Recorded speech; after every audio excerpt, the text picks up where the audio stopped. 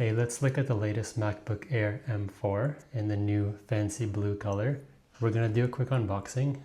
Apple packaging is always a joy to open. And we're going to do some quick benchmarks versus the M4 Mac Mini.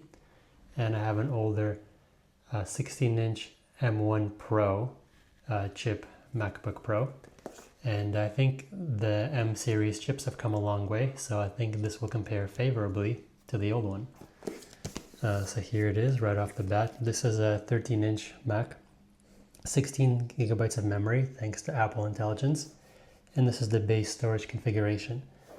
This also comes with I believe 10-core CPU and 8-core GPU, so the higher spec versions of the MacBook come with also a 10-core GPU. And maybe the most interesting thing so far, if you see here, this is assembled in Vietnam, not China. Maybe that's thanks to Trump tariffs, but we'll see. That's satisfying.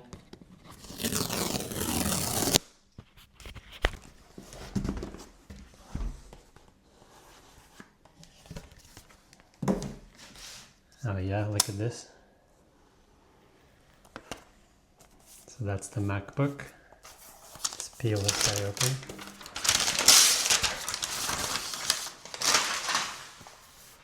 So this is the new color. It's exclusive to the M4 Max, so it's kind of like a gray blue compared to this is the space gray, so that's clearly gray.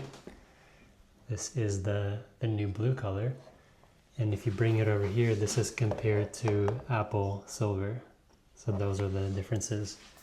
And I'll show you also compared to my iPhone Pro 13, which is also in blue. I got here the 30 watt USB-C adapter with one port. So this is the base configuration. And do we get stickers? I think they stopped putting stickers in the box.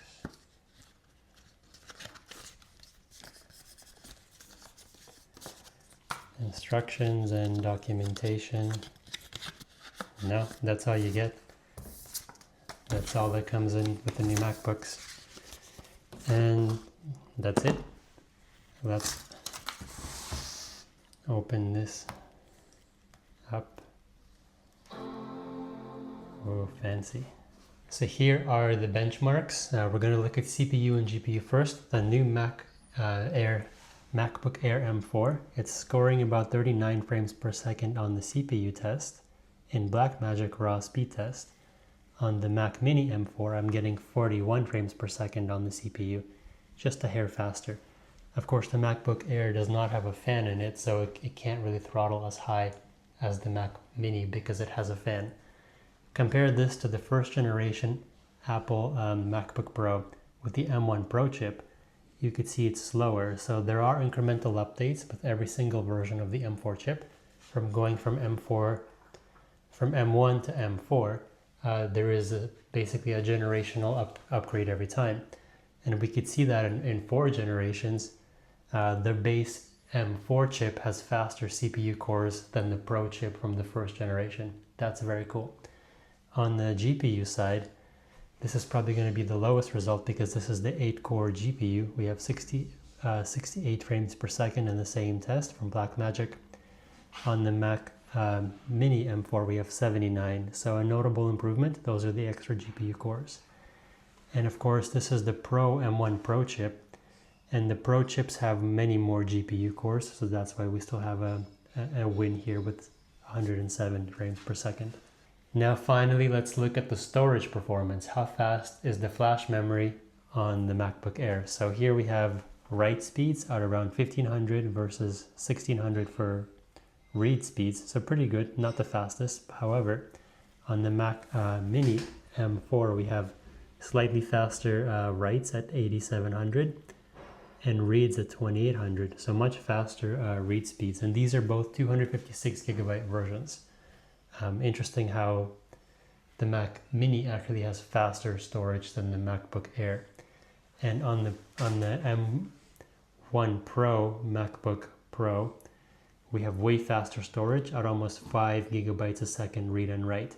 This is also the 512 gigabyte version.